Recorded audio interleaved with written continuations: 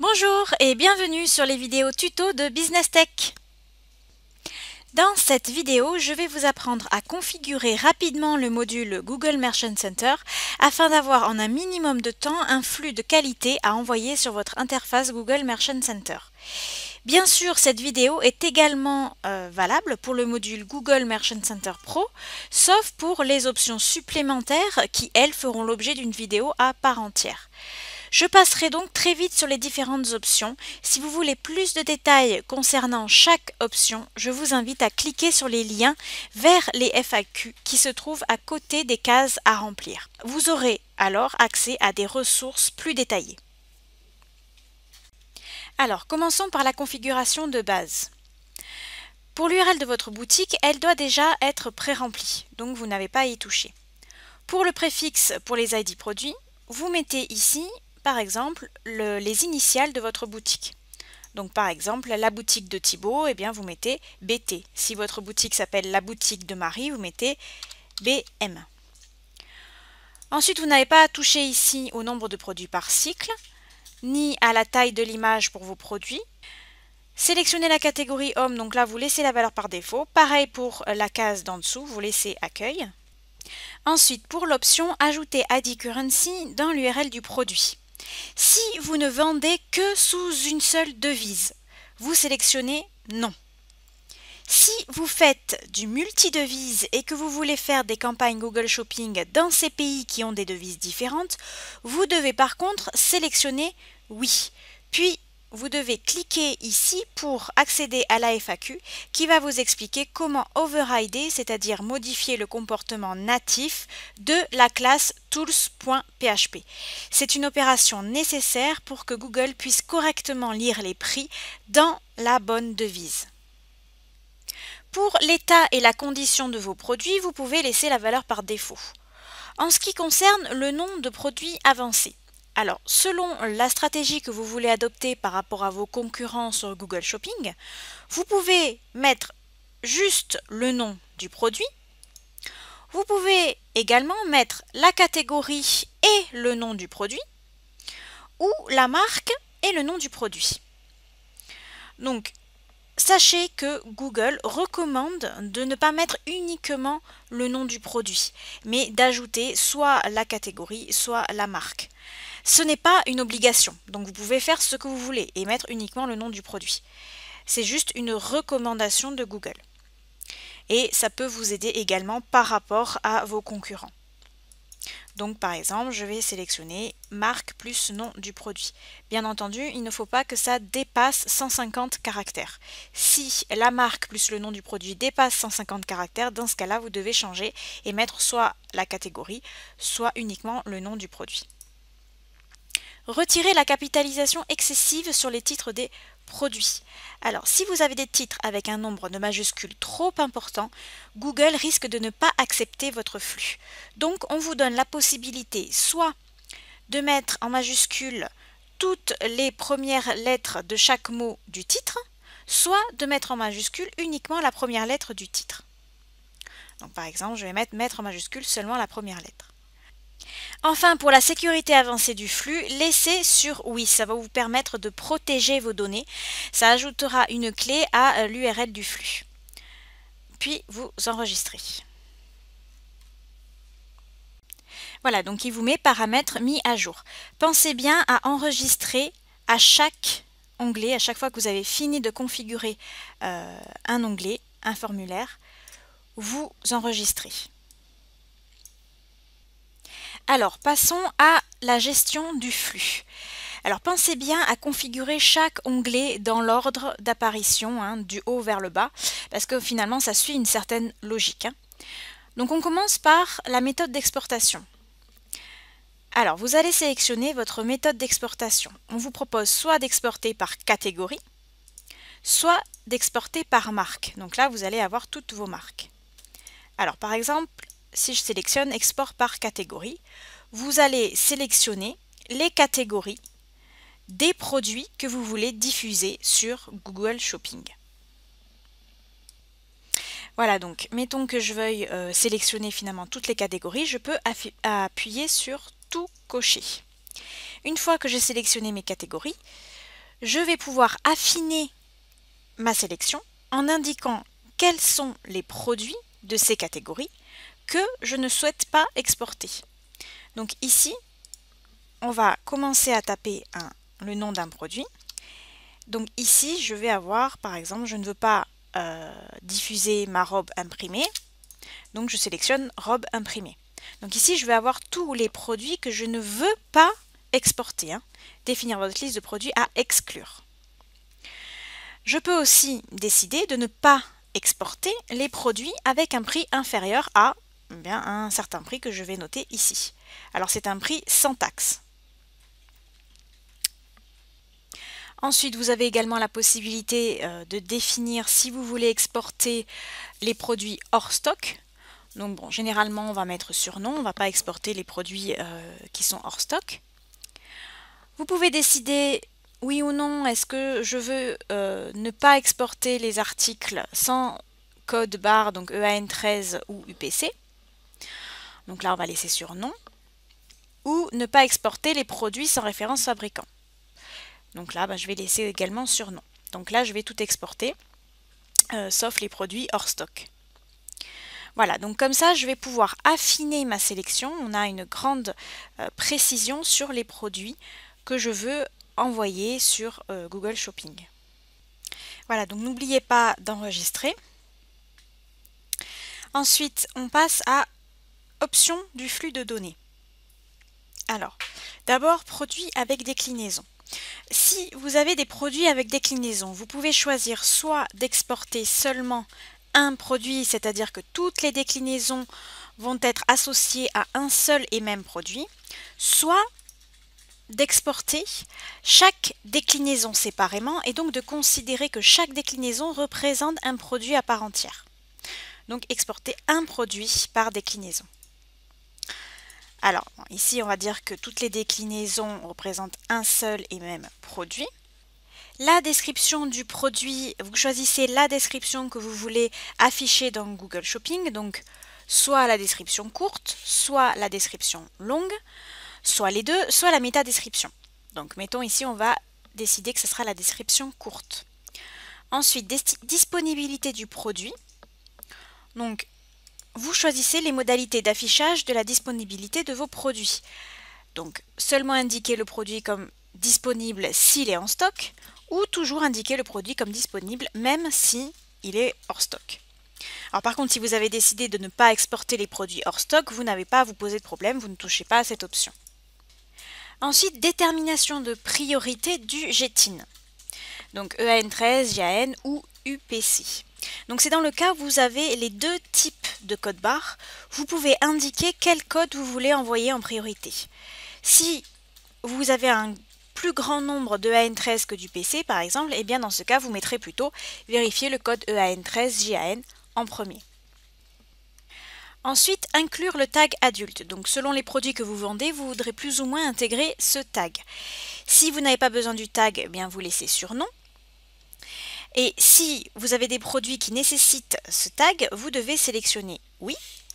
Et ensuite, vous devez enregistrer, puis cliquer ici pour déterminer quelle catégorie de produits nécessite le tag adulte.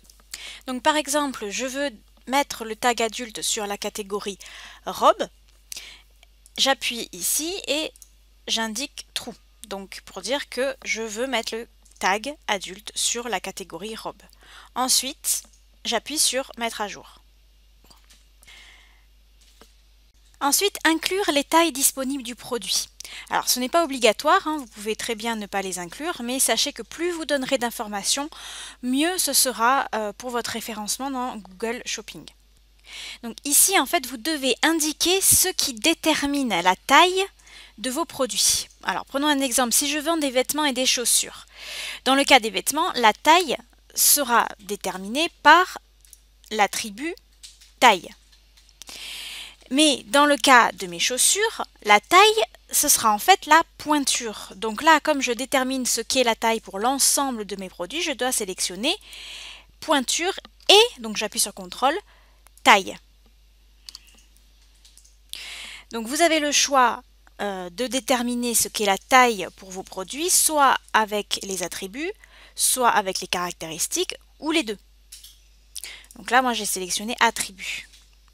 Pareil pour les couleurs. Qu'est-ce qui va déterminer la couleur dans le cas de mes produits? Alors, dans l'exemple de ma vente de vêtements, eh bien, ça va être l'attribut couleur.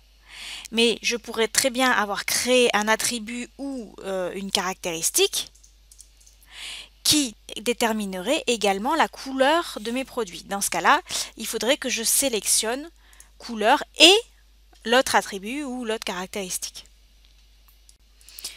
Voilà, donc maintenant, eh bien, j'enregistre. Alors, ensuite, option pour les vêtements. Alors ça, j'y reviendrai à la fin de la vidéo car cela ne concerne que les marchands qui vendent des vêtements. Donc si vous vendez des vêtements, je vous donne rendez-vous à la fin de la vidéo pour en savoir plus. Je passe aux taxes et frais de port. Alors ici, vous avez la possibilité de ne pas inclure la taxe dans le prix de vos produits, donc en fonction de vos flux. Donc vous enlevez les flux pour lesquels vous ne voulez pas afficher le prix avec la taxe.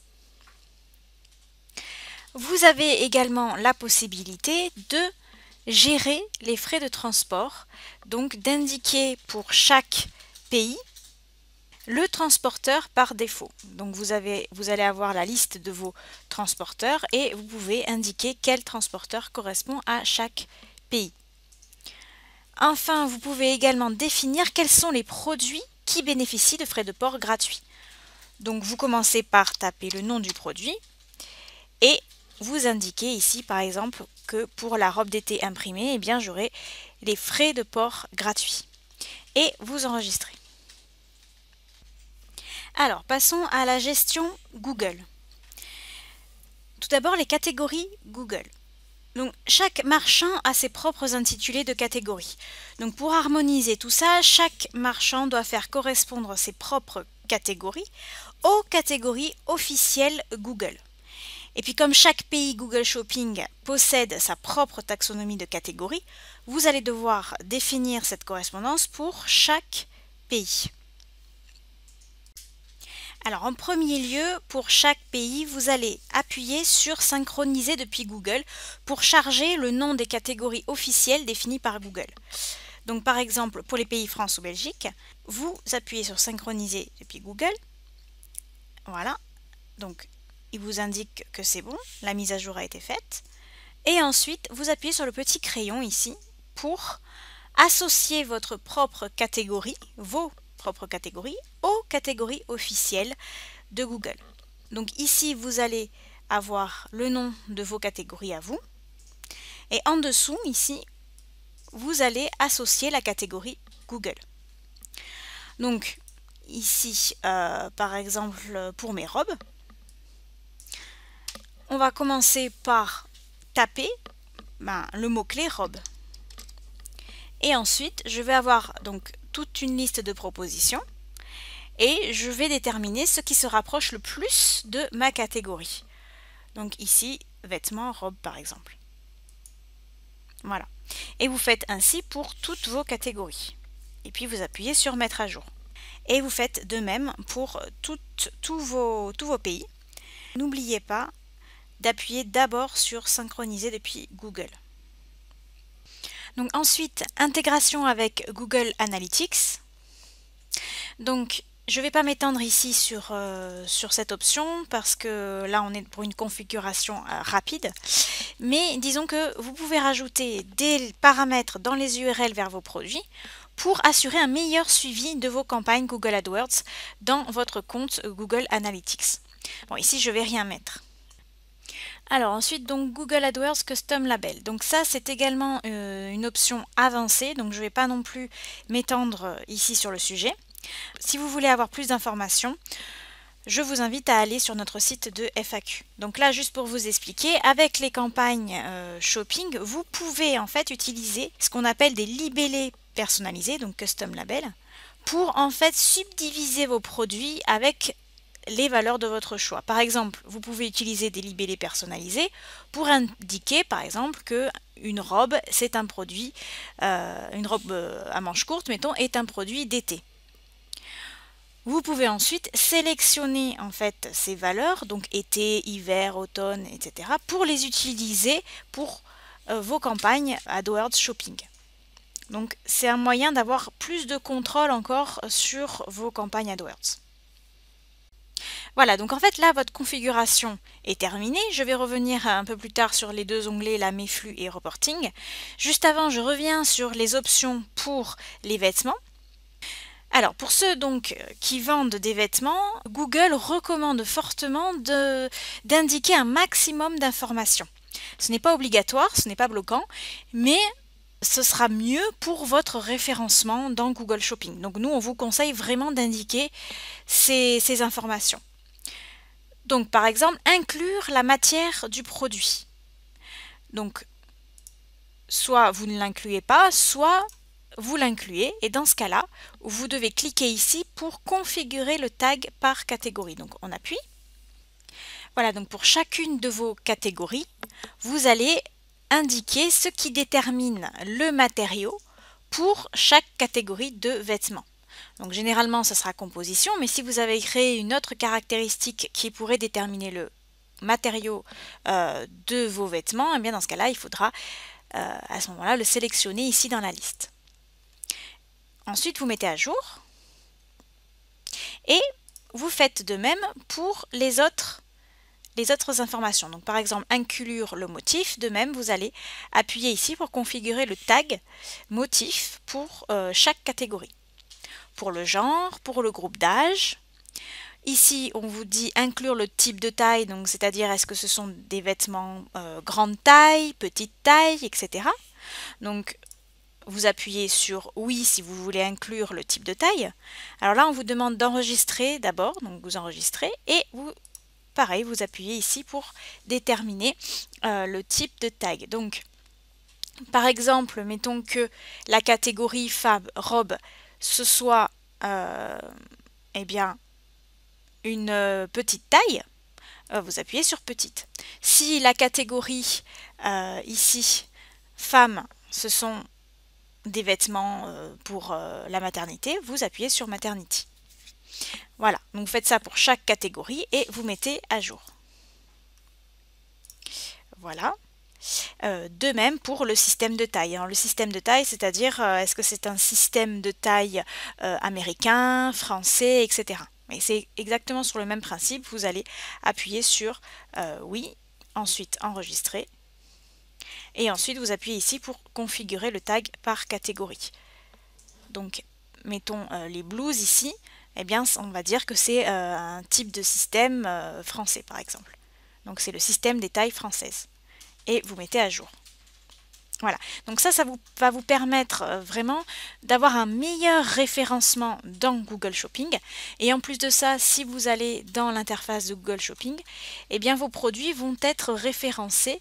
Par exemple, si vous vendez des vêtements en grande taille, eh bien les clients vont arriver ici et vont cocher ici grande taille. Donc là, je l'ai décoché, donc grande taille. Et à ce moment-là, vos produits apparaîtront ici. Donc ça va permettre également un meilleur classement. Voilà, donc vous avez fini de configurer vos flux de produits, c'est-à-dire d'indiquer exactement les informations sur vos produits qui vont être envoyés à Google. Il ne vous reste plus qu'à importer ces flux dans l'interface de votre compte Google Merchant Center. Pour cela, vous allez devoir aller dans l'onglet ici, Mes flux, où vous avez la liste de vos flux. Alors, comme vous allez sûrement modifier les données sur vos produits au fil du temps, ou en ajouter de nouveaux, il faudra régulièrement mettre à jour les informations que vous envoyez à Google, c'est-à-dire mettre à jour vos flux.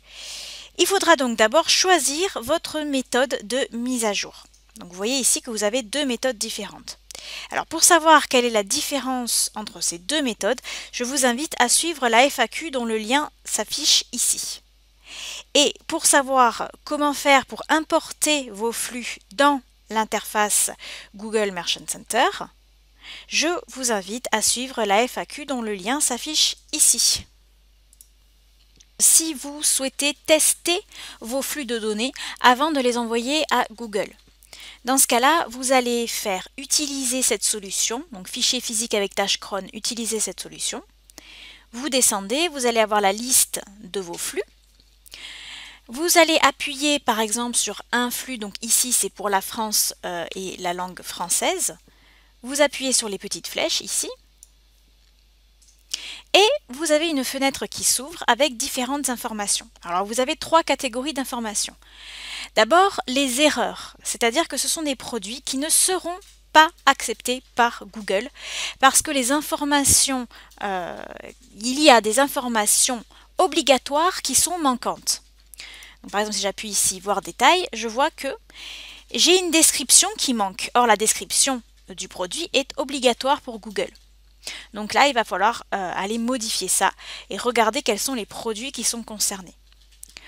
Concernant ici la fenêtre attention, alors ça, ce sont des produits qui seront exportés, mais dont il manque quand même des informations qui seraient préférables d'indiquer. Donc ce n'est pas bloquant, mais vous savez que plus vous donnez d'informations, meilleur sera votre référencement sous Google Shopping. Donc il est préférable d'indiquer les informations qui manquent. Et enfin, ici, le cadre bleu, information.